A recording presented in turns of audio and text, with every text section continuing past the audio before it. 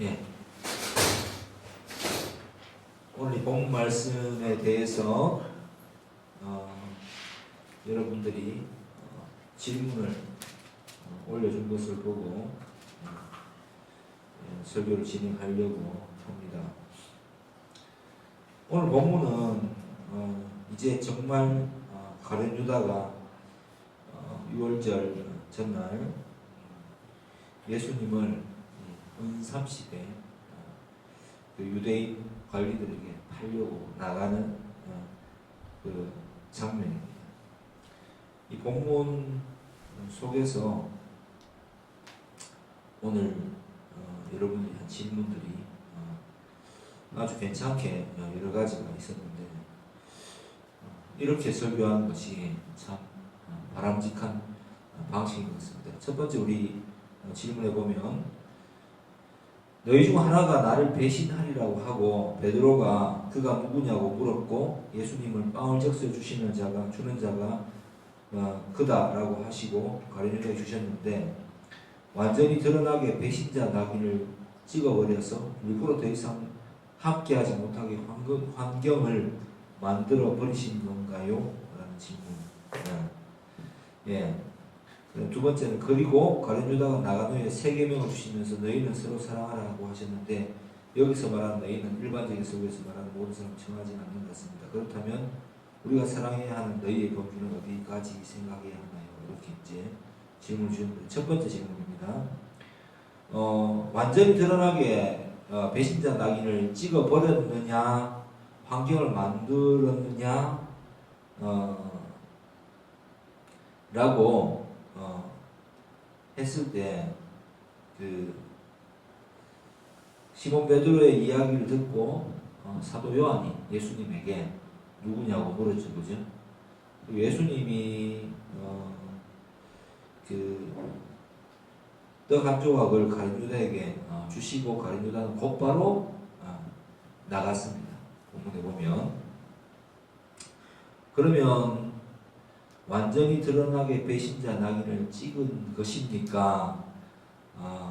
아니면 그에게 그냥 그가 누구인지를 이 사도 요한에게 알 수 있도록 그냥 예수님께서 떡을 주신 겁니까? 뒤에 28절에 보면은 왜 나갔는지 다른 제자들은 알지 못한다 했습니다. 본문에 보면은 그러니까 완전히 드러나게 낙인을 찍은 것은 전혀 아니죠. 그런 환경을 만들어 버린 것도 아니고 이런 배경은 이제 예수 그리스도께서 신이시니까 모든 것을 주관하신다는 이 전제에서 나오는 질문인데 참 신이시며 참 인간이시다. 이게 이제 정말 중요한 이야기인데 이게 오랫동안 이제 그 목사님들이나 신학자들이 이 문제에 대해서 답변을 하려고 애쓰겠지요. 그래서 저도 제가 이런 생각을 해봤습니다. 나는 지금 설교를 하면서 하나님을 변호하는 입장에서 있는가, 아니면 이 말씀 속에서 하나님의 뜻을 찾아가는 과정 중에 있는가, 이렇게 이제 질문을 던져보았습니다. 이 질문을 금방 첫 번째 질문을 던진 우리 집사님에게 굉장히 중요한 질문이 될 것 같습니다. 우리는 하나님을 변호할 수가 없습니다. 다만 이 성경 속에서 신학이라는 것이 하나님 앞에 서서 질문을 던지는 거겠지요. 그래서 하나님이 과연 거기에 대해서 이렇게 응답하시는가 하면은 욥기를 보면 구약에 보면 알 수 있죠. 욥이 막 왜 나에게 이런 일이 생기는가, 왜 나에게 이런 고난이 생기는가 라고 질문하고 또 친구들이 찾아와서 네가 죄를 지었기 때문에 인과응보다 그렇기 때문에 이런 일이 발생하지 않느냐 라고 했지만 그 누구도 답을 알 수가 없었는데 이 답에 대해서 하나님이 나타나셔서 하신 말씀은 내가 이 땅을 창조하셨을 때 하였을 때 너는 네가 도대체 어디에 있었느냐 이렇게 말씀하시면서 그 질문을 일축해버립니다. 그때 여기 뭐라 했습니까? 내가 기도만 듣다가 이제 하나님 뵙나이다 하고 그냥 하나님을 경외하고 땅에 그냥 바짝 엎드려 버립니다. 욥의 친구들과 함께. 거기에 대한 답변을 하나님이 욥의 어떤 질문에 대한 답변을 하지 않으시고 그냥 나타나심으로 그냥 그 영광 가운데서 그 질문이 얼마나 그 부질없고 어리석은 질문인가를 하나님 현현 속에서 깨닫게 하신다. 그렇기 때문에 하나님께서 유다에게 배신자 낙인을 찍으려고 그 예수님께서 요한에게 봐라 이러면서 하셨겠는지 아니면은 마음이 너무 괴로운 가운데 3년을 데리고 다니시며 그죠? 이것도 뭐 아르미니우스의 입장이기도 합니다. 3년을 데리고 다니시면서 안타깝게 또 제자를 데리고 있으면서 동계도 맞고 잘 되기를 바라셨는 마음이 공존한다고 봐야 되지 않는가? 그 정도의 대답을 할 수 있을 것 같습니다. 네, 예수님은 이 계획주의적 관점인데 인간에게 죄를 짓도록 하지는 않습니다.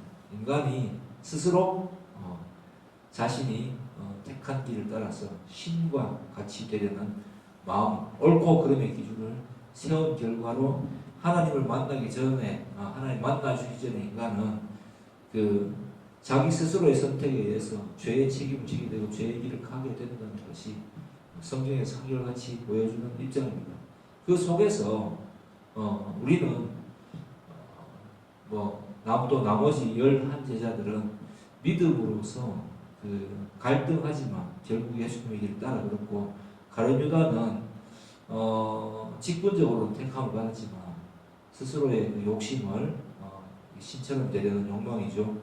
그 원죄의 욕망을 이기지 못하고 스스로의 길을 갔다 이렇게 말하는 답변하는 정도로 이 질문에 대한 답을 대신해야 될 것입니다. 거기에서도 항상 어떤 면에서도 의문은 남지만 어쨌든 그럼에도 불구하고 우리는 이 말씀을 통해서 사도 요한 복음서를 왜 기록했습니까?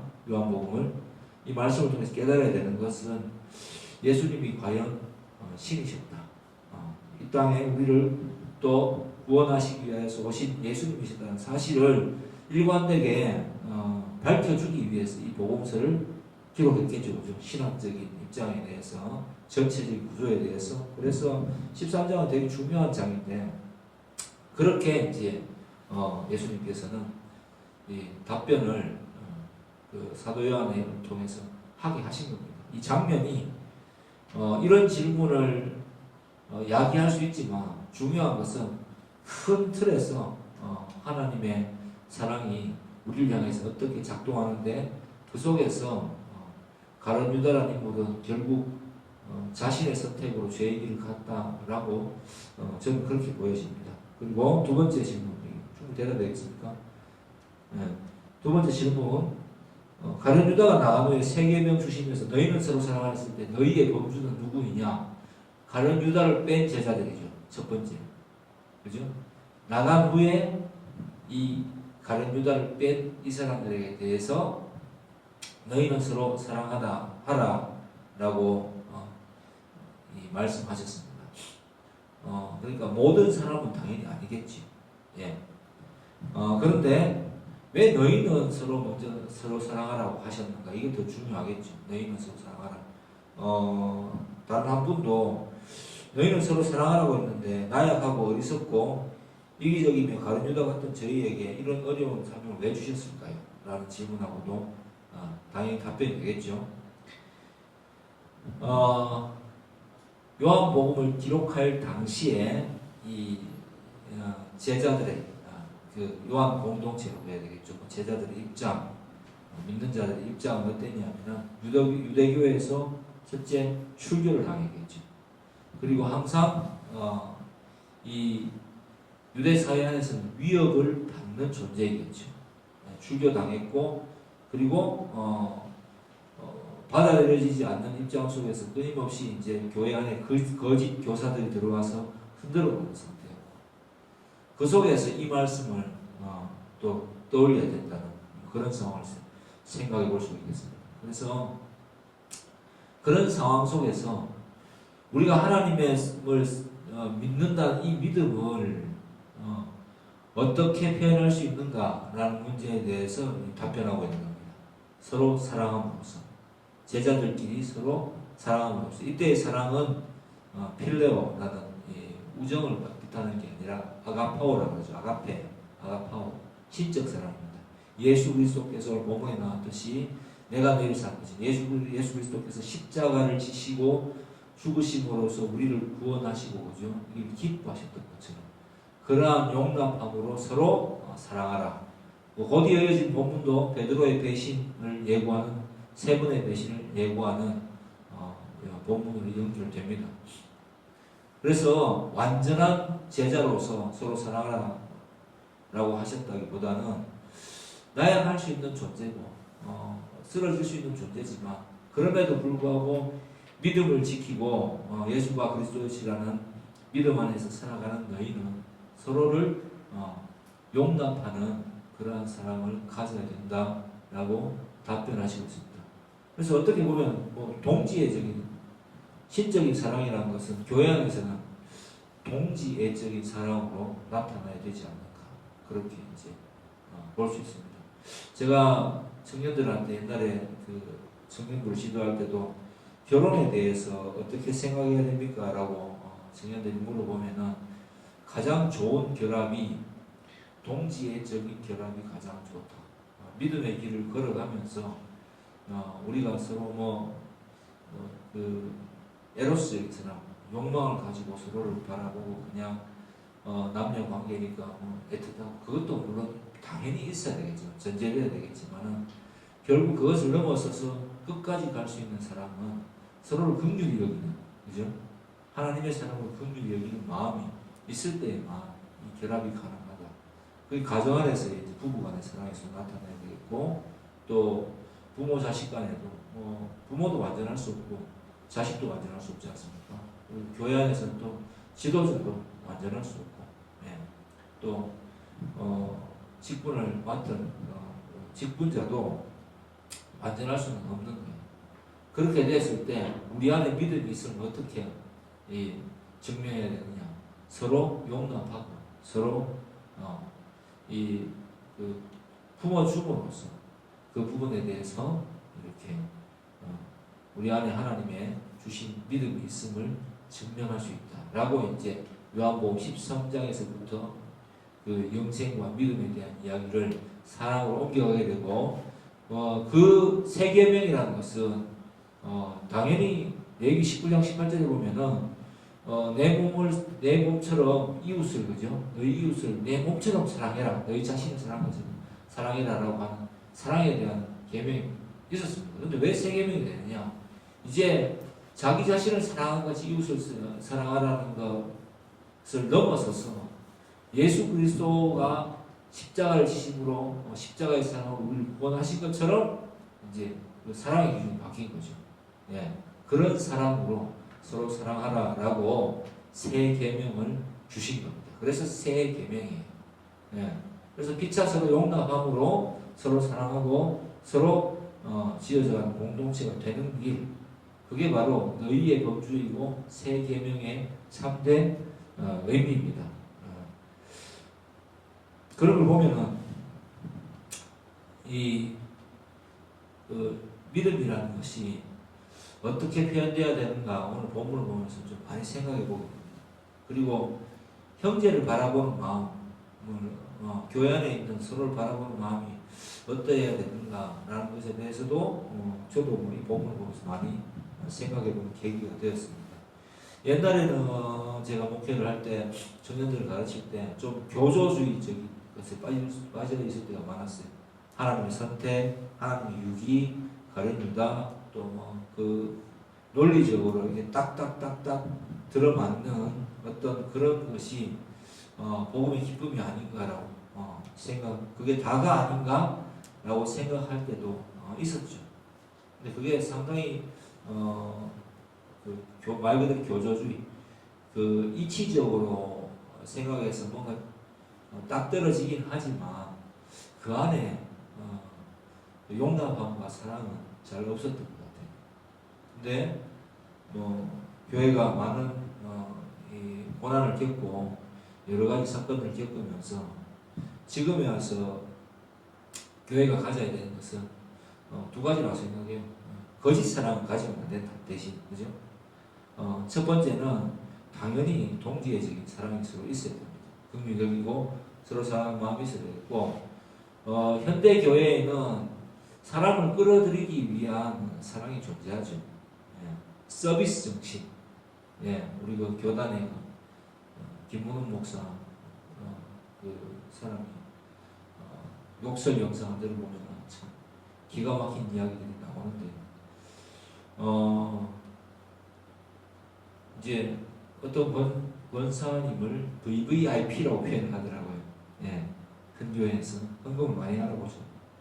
그래서 그런 리크루트, 인원을 동원하고 교회 안에 수를 충족시켜서 교회를 키우겠다는 목사는 경영자가 되고, 그 경영하는 입장에서 그 부교육자들은 부사장처럼, 혹은 임원처럼, 섬기는 임원처럼 돼서 그 성도들은 손님이 되고, 그래서 그들에게 정신적인 사랑과 서비스를 제공하는, 여러 가지 심리학적인 방편도 가져오고 해서 그렇게 이제 제공하는, 그래서 이제 재정을 충족시켜 나가는 이런 식의 그 사랑은 당연히 아니겠지. 그래서 두 번째는 뭐가 있어야 되겠습니까?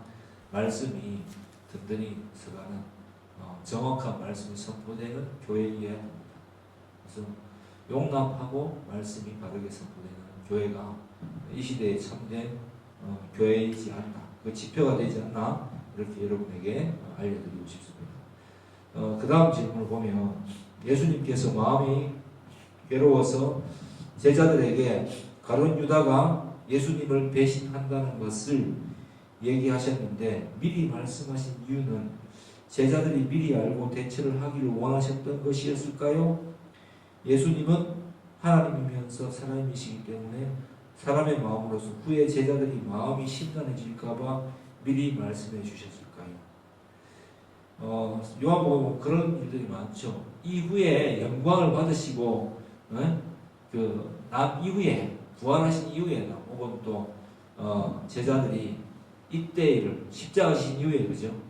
그때 일을 생각하고 비로소 그게 무슨 뜻인지를, 낙이 타고 들어가시는 것도 그렇죠. 그걸 깨달았다라고 되어 있습니다. 그러면 답변이 되겠죠. 미리 그 요한에게 말씀하시고 또 그런 사건이, 이런 사건이 있었다라는 것을 말씀해 주신 이유는 제자들이 얼마나 사랑받는 존재인지. 그러니까 우리는 가룟 유다의 입장을 위해서 자꾸만 생각을 해보려는 질문들이 있거든요. 가룟 유다를 주님께서 꼭 유기하셔야 됐을까? 주님은 사랑하시되 가룟 유다를 왜 버리셨을까? 왜 그가 사탄이 가도록 막으셨을까? 라고 생각한다는 겁니다. 이게 무슨 이야기하고 같냐면, 지난주에도 한번 이야기했는데, 물에 다 같이 지금 빠져 죽고 있다고 생각해 봅시다. 예. 근데 방주가 나타났어요. 10명이 딱 구조보트가 왔는데 10명이 정원이야. 그러면 그 10명 안에 여러분들이 들어가기 위해서 애쓰겠습니까? 나머지 한 명을, 내가 죽을 테니까 나머지 10명 건지라고 여러분들은 말할까요? 지금은 꼭 내가 죽겠다고 이야기할 수 있을 거죠. 타이타닉이 안장면처럼. 그런데 그렇지 않다는 겁니다. 인간이라는 존재가, 컬투쇼에 그런 이야기가 나오더라고요. 라디오 컬투쇼에. 땅이 그 방에 있는데 갑자기 방이 흔들려서 이게 뭐야 도대체 무슨 일이 일어난 거야 이렇게 했을 때 아버지가 전화가 왔대요. 야, 지진 난 것 같아. 빨리 내려와 다들. 아빠 어디 계세요? 이렇게 이야기하니까 난 차 타고 이미 바깥에 대피하고 있는 중이에요. 이렇게 이야기했다고 합니다. 그래서 그 이후로 아버지가 가족들한테 그 일로 인해서 엄청나게 곤란한 상황을 많이 겪었다고 합니다. 그거 말고도 뭐 전쟁 중에 소뚜껑 뒤집어 쓰고 빗발치는 그 속에서 포성이 멎으니까 아들에게 소뚜껑을 씌워주고 포성이 일어나니까 또 자기한테 이렇게 소뚜껑을 대고 한다는 그런 웃기는 이야기들이 있던데 그게 단순히 웃기는 이야기가 아니라 그게 인간 아니겠습니까? 그게 인간이죠. 예. 일단은 인간이 누군가를 하나님의 사랑 없이 감히 사랑할 수 있는 존재냐? 저는 절대로 그렇지 않다고 봅니다. 하나님의 사랑으로만 하나님의 사랑이 우리에게 임했을 때만 정말 남도 생각할 수 있고 남의 처지도 정말 깊이 있게 돌아볼 수 있는 순교까지 가능한 사람이 되는 것. 그게 하나님 은혜로만 가능한 겁니다. 그런데 이런 질문을 우리가 던져보는 거죠. 가룟 유다를 왜 유기하셨지? 이거는 내가 신의 입장에 서보는 거 아니겠어요? 역설적으로 말하면 내가 신의 입장에 서보면서 그런 이야기를 할 수 있는 거지. 나의 입장에서 봤을 때는 뭐 질문 다 잘못되는 거 아닙니다. 나의 입장에서 봤을 때는 나는 어떤 존재인가? 나는 가룟 유다이기를 원하는 거라고 하실 때 절대 아니겠죠. 하나님의 사랑 안에 거하는 존재가 되겠다. 그렇다면은 제자들이 나중에 돌아서서 생각해 봤을 때, 이 사건을 생각해 봤을 때, 만약 내가, 베드로가 특히 안 그랬겠어요? 만약 내가 거기에서 3번의 부인을 하고 난 다음에 완전히 예수님을 부인하는 존재가 되어버렸다면, 과연 나는 어떤 마음이었을까? 정말 제자로서의 삶을 살아갈 수 있었을까? 섬뜩해질 것 같아요.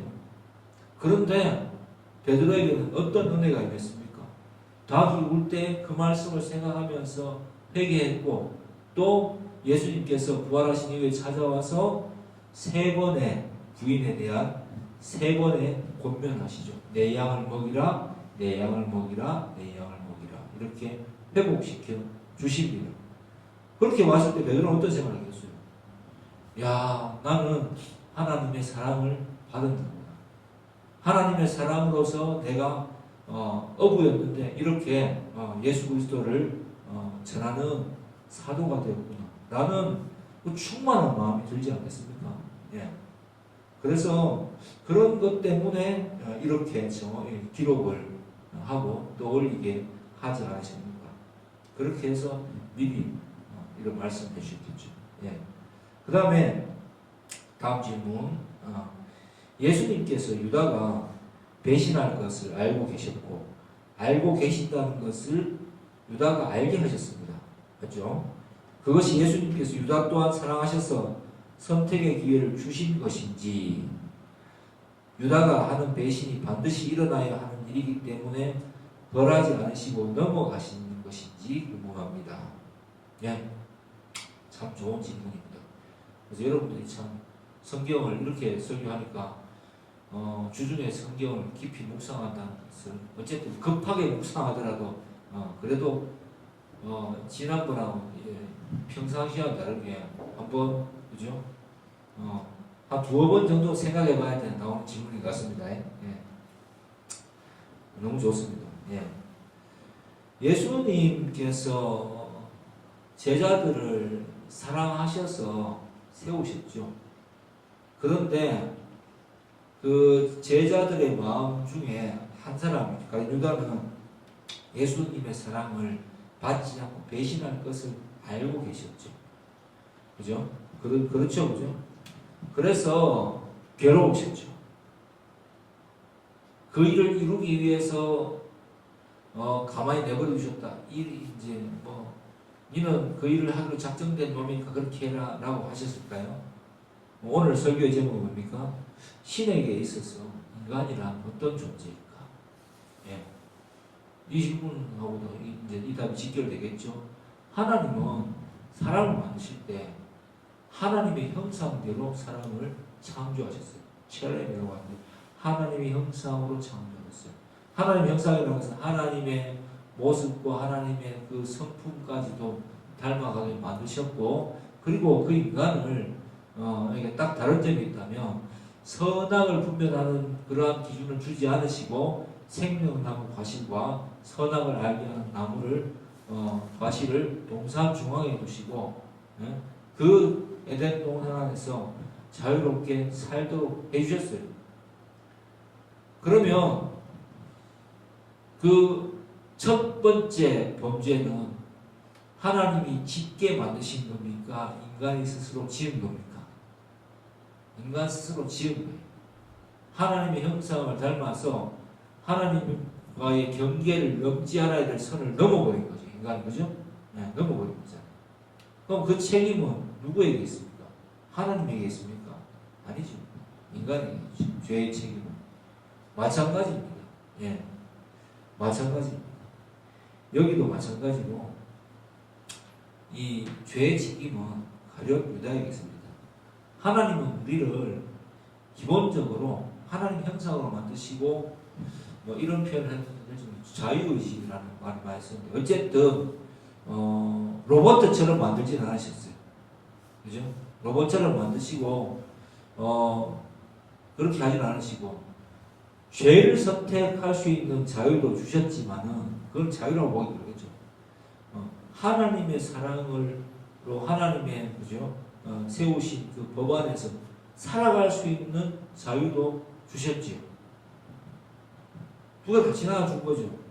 그게 진짜 자유 아니겠습니까? 그런데 스스로가 하나님을 선택할 수 있는, 하나님의 뜻을 선택할 수 있는, 선을 선택할 수 있는 자유를 스스로 상실해버렸습니다. 네, 스스로의 마음에 유혹당함으로써, 매력에 유혹당함으로써, 가룟 유다도 창세기 3장의 상황과 똑같죠. 네. 충분히 배신하지 않을 수도 있었겠죠. 그런데 배신했습니다. 그렇게 해서 사도 요한이 나중에 보니까 예수님 말씀하신 것이 그제 생각났겠죠. 이 사람은 결국 자신의 그 욕망, 신이 되고자 하는, 자신의 신념을 따라 행동하고자 하는 판단 기준을 세우는 그 어리석음에서 벗어나지 못할 것임을 예수님은 그냥 아시고 계셨구나 라고 나중에 생각해 보니까 결론이 그렇게 났던 거겠죠. 그래서 예수님은 이미 알고 계셨다라고 표현하겠죠. 욥기에도 나왔지 않습니까? 하나님이 거기에 답변해 주시지 않는다니까. 근데 하나님이 욥의 편인지 아닌지를 그 제 서두에 밝히지 않습니까? 내 종 욥을 보아라. 근데 그 욥은 모르잖아. 사탄이 막 돌아다니고 왔는데 뭐 세상 가운데에서 참 뭐 어떻고 저떻고 이야기를 했는데 하나님께서 동방땅 우스라는 곳에 욥이 살고 있는데 내 종 욥을 보아라. 그럼 진짜 하나님을 나를 경외하고 나의 신실한 종이다 이렇게 하니까 내기를 했다고 했죠. 그죠? 사탄이 그래 내가 한번 흔들어 볼까요? 하니까 생명을 제외하면 생명을 죽이지 마라. 나머지 것은 다 허락한다 했을 때 욥은 어떻게 했습니까? 그 진물이 나고 온몸이 욕상 때문에 완전히 개가 와서 종기를 핥을 때까지도 하나님에 대한 원망하는 것을 하지 않았습니다. 그리고 그냥 의문을 품었죠. 왜 내게 이런 일이 일어나는 것일까? 라고 생각했고, 그리고 그의 친구들이 와서 욥을 굉장히 비난합니다. 죄 때문에 그렇지 이놈 인간아. 난 네가 되게 잘하는 인간인 줄 알았는데 잘 생각해봐. 네 원래 죄가 없는가? 막 그렇게 계속 비난해요. 빌다, 소발, 엘리바스, 이런 사람들이 와서 친구들이 와서 막 비난해요. 그래서 차라리 태어나지 않았으면 좋았겠다 하고 이제 하나님 원망하는 게 아니라 그냥 자기 자신을 질책하는 거예요. 욥은 그렇게 했잖아요. 그때 하나님께서 어떻게 하십니까? 딱 나타나셨어.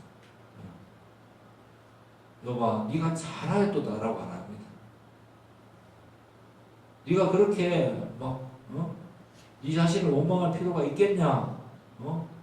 내가 너를 창조할 때 내가 어디 있겠느냐? 이거 뜬금없는 말이잖아요, 그죠? 근데 그렇게 말씀하실 때 욥은 그냥 하나님을 경외하고 모든 것을 깨달았어. 아, 내가 이 상상하는 그런 나의 상상에 몸져 넣을 수 있는 그런 하나님이 아니구나 라고 하나님을 경외했다라고 했습니다. 똑같은 거죠. 네. 유다 사도 요한이 봤을 때 그런 거죠. 아, 진짜 우리는 사랑받는 제자들이구나. 이 유다가 그 떡을 받고 팔러 나갔을 때 사도 요한이 이 복음서를 기록할 때 성령 안에서 기록할 때 깨달으면서 그런 것이었을 거예요. 야, 그 순간에도 나는 예수님을 사랑할 수 있었는데 생각해 보니까 이게 나로부터 나온 마음이 아니라 하나님께서 특별히 나를 선택하셔서 이 길을 걸어가게 하셨구나. 그래서 박모스는 유배 가고 제자들이 순교를 당하면서도 전혀 그 예수 그리스도의 그 사랑을 의심하지 않았습니다. 십자가의 사랑을 의심하지 않았고 기꺼이 그 길을 제자의 길을 걸어갈 수 있었습니다. 그들이 과연 대단하고 강했을까요? 아닙니다. 아닙니다. 하나님이 이 사도들의 마음 가운데 정말 흔들리지 않는 큰 믿음, 세상이 감당하지 못할 믿음을 주시고 말씀을 믿어지게 하는 성령을 오해서 성령을 부어주셨기 때문에 그런 것입니다. 그래서 이렇게 그런 그 사건을 기억할 때 그냥 그때 그냥 잊지 않고 그는 기억고 그 길을 가고 말았구나. 예수님 왜 그렇게 알 수 있느냐? 예수님이 처음 뭐라 했습니까? 마음에 심히 괴로워하신다 했잖아요. 꼭 저렇게 해야 될까? 라고 하면서 떡을 찍어줬을 때 기어이 그것을 받고 사탄이 뭐라고 했습니까? 마음속에 들어갔다고 했죠. 거기 가는 것을 보면서 사도한테 그 모습을 보면서 예수님의 마음이 어떠하시는 것을 요한복음에 기록해 놓은 거예요. 사랑하신 거 아니겠어요? 막 찍어가지고 야, 자 이제 너는 이제 네 할 일을 해라. 네가 해야지 나 십자가 진데 이렇게 하시는 게 아니라는 이야기입니다. 이해가 됩니까? 자, 마지막 질문 31절 32절에 그가 나간 후에 영광을 받았다는 말씀에서 여기서 말씀하신 영광이란 어떤 의미에서 영광을 받았다는 말씀인지 궁금합니다. 당연히 십자가의 영광이죠. 이 요한복음의 주제는 이런 겁니다. 신학적인 주제가 어떤 일들을 하더라도 결국 이런 거죠. 인간이 하나님을 오심을 기뻐하지 않는다. 그리고 정치적으로 배신하고 그 다음에 끝까지 몰고 가서 결국은 하나님을 백성하는 것. 그 속에서도 그러나 하나님의 뜻은 이루어진다. 이게 어떤 구조하고 비슷하냐면은 창세기에 보면은 누가 나옵니까? 꿈쟁이 뭐라고 흔히 불리는 꿈을 꾸었던 요셉이 나오죠. 요셉이 하나님의 그 보여주신 그 계시를 받고 해와 달과 12별들이 11별입니까? 12별이 처음 자기에게 전하고 집단이 와서 전하고 하는 환상을 보았다고 했는데 그 이후에 삶은 어땠습니까? 형들에게 미움을 받아서 무덩이에 던져지고 보디발의 집 시종으로 들어가게 되고 또 여러 가지 구설수에 휘말려서 또 억울한 누명을 쓰고 감옥에 갇히고 했는데 결국은 하나님께서 함께 하심으로써 총리가 되었습니다. 그죠? 7년의 대환란을 이겨낸 이후에 그 흉년을 이겨낸 이후에 총리가 되었어요. 이집트의 총리가 되었는데 그때 형들이 찾아와서 요셉이 고백한 게 있죠. 뭐라고 했습니까? 당신들은 나를 종으로 팔았지만, 노예로 팔았지만은 하나님께서 그 일을 통하여서 오히려 나를 이 자리에 있게 하셨습니다. 당신들은 악을 행하였지만 그 악을 통하여서 오히려 하나님은 그것을 하나님께서 선택의 기회로 바꾸어서 나를 위대한 자리로 끌어모으셨습니다. 이렇게 답변하겠습니다. 그러니까 하나님께서 세우신 이 위대한 계획, 창세기 3장에 나타나는 이 원시복음이죠. 가죽옷을 지어 입히심으로써 동물을 희생시켜서 그 하와와 아담과 하와의 그 부끄러운 그 부분을 감추어 주셨던 것처럼 예수 그리스도를 보냄으로써 당신께서 선택하시고 이 선택한 백성은 기업고 십자가의 그 공로 영광으로서 그게 영광이죠. 십자가의 고난을 통해서 그 고난을 깨닫게 하심으로써 결국은 구원하신다는 그 사건을 십자가에 보여주셨다. 구원하실 것이다라는 그 계획을 성취하셨다. 그래서 이 십자가를 보고 믿는 자마다 바울의 고백처럼 십자가의 그 은혜가 이제 내가 보니까 그걸 깨닫고 나니까 그런즉 이제는 내가 산 것이 아니요 오직 내 안에 계신 예수 그리스도께서 사신 것이라 라고 그 고백하는 것처럼 그런 갈라디아서 2장의 그 고백들이 나오게 하시는 거죠. 그러니까 이 계획이라는 것은 영광이라는 것은 그런 거죠. 사도양이 생각해 볼 때에요. 하나님의 섭리는 어떠한 경우에는 기업으로 이루어지는구나. 근데 그 섭리, 하나님께서 계획하신 것은 언약은 말 그대로 성취되는 것이구나. 나무에 달려서 그죠? 돌아가신 그리스도의 십자가에 그것이 고난과 수치가 아니라 영광이구나. 라는 것을 여기에서 선언해주고 있는 것입니다. 사도 바울도 동시에 그런 이야기를 했어요. 선택과 유기에 대해서 그런 이야기를 했습니다. 로마서 9장에서 12장 보면 결론이 그 선택과 유기에 대해서 계속 이야기하잖아요. 주는 토기장이시다 하고 결국은 어떻게 됐냐면 결국은 하나님을 경외함으로 욥기처럼 끝이 납니다. 하나님의 구원 계획을 내가 함부로 왈가할 수 있는 그런 수준의 나는 아니다는 거죠. 많은 이야기를 했지만 누구는 선택했고 누구는 했느냐라고 여러분과 똑같은 질문을 던질 수 있지만 그러나 깨달은 나로서는 하나님의 사랑을 입은 나로서는 그 하나님의 계획과 십자가의 사랑을 경외함으로 바라볼 수밖에 없고 인정할 수밖에 없다라고 결국은 그렇게 선택과 유기에 대한 입장을 딱 정리하고 있습니다. 욥처럼. 자, 그렇다면 하나님은 인간을 어떻게 생각하실까요? 인간을 어떤 존재라고 보실까요? 이렇게 봐야 되겠죠. 모든 사람이 구원에 이르기를 원하시지만 인간이 이런 거죠. 자, 구원의 길과 생명수와 구원받지 못한 너 마음대로 살아가라는 길을 동시에 제시하셨을 때 인간 스스로가 구원의 길을 선택해서 가요. 근데 이 길이 결국 편하지는 않아. 어떤 길이에요?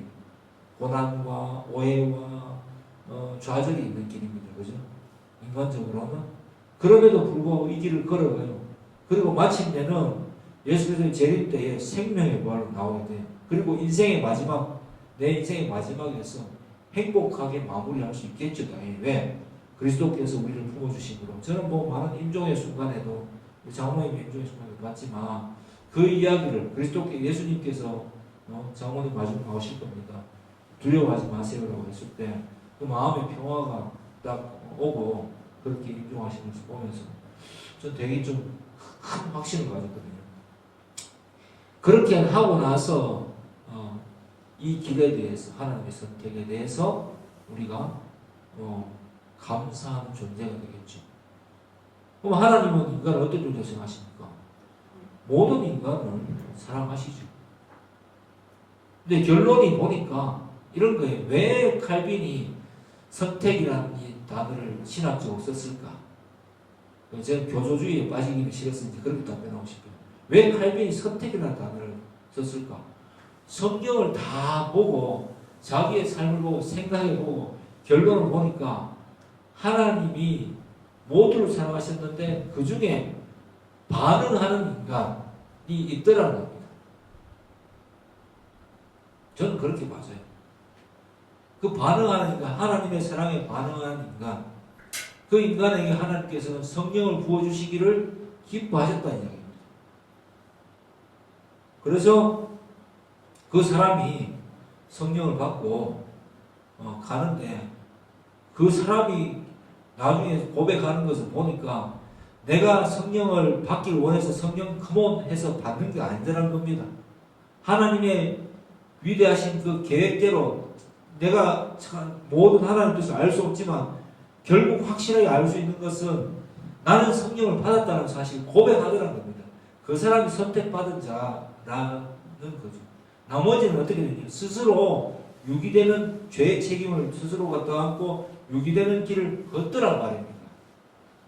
성경을 보고 성경을 깊이 묵상해 보니까 그래서 하나님의 선택적 사랑이 성경 안에는 분명히 나타나 있다라고 그가 입장을 정리한 것으로 보여집니다. 저는 그렇게 받아들여요. 우리가 개혁주의라고 해서 교조주의처럼 칼빈의 이야기만 받아들인다. 그거는 완전한 것은 아닌 것 같아요. 우리가 감히 하나님의 그 어떤 섭리를 어떤 한 신학자의 틀 안에 놓고 볼 수 있을까? 그렇게는 안 되겠지. 제가 지금 여러분에게 답변 드릴 수 있는 설교할 수 있는 것은 하나님의 사랑은 분명히 선택적 사랑은 맞는데 우리가 생각하는 버리고 택하고 이건 아니라는 겁니다. 원래는 하나님 형상으로 지어서 귀하게 여기시고 다 하나님의 자녀가 되기를 원하셨는데 자기를 바라볼 수밖에 없는 그 완악함에서 벗어나지 못하고 말씀을 아무리 전해도 끝까지 거부하는 사람이 결국 생겨나더라는 겁니다. 그 사람은 뭐라고 합니까? 사람의 아들들 자연인이라고 그러죠. 신학적으로는. 그런 사람은 어쩔 수 없더라는 겁니다. 그런데 그 사람은 왜 그렇게 하십니까? 라고 인간이라는 존재가 감히 말할 수 있는 게 없더라는 거죠. 네?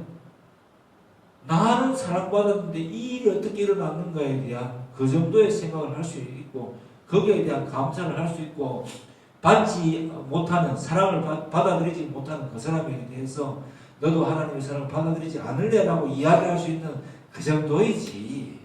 예? 하나님 왜 저 사람은 버립니까? 라고 말할 수 있는 그런 존재는 아니더라는 이야기입니다. 그럼 하나님 인간을 어떻게 여기셨어요? 존귀하게 하셨죠. 그죠? 사랑의 하나님 맞죠? 근데 인간이 하나님을 스스로가 자기의 기준을 세우고 하나님을 멀리하는 거죠.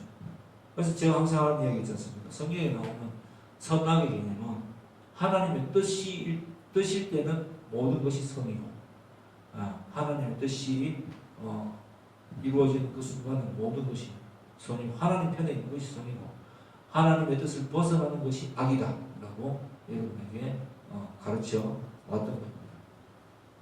자, 그래서 하나님이 우리를 얼마나 존귀하게 계십니까? 그리고 여러분은 지금 하나님의 사랑을 받은 자로서 이 자리에 있는 것이라고 믿어지신다면 하나님께 영광을 돌리는 삶을 살아가시기를 주의 이름으로 축복합니다.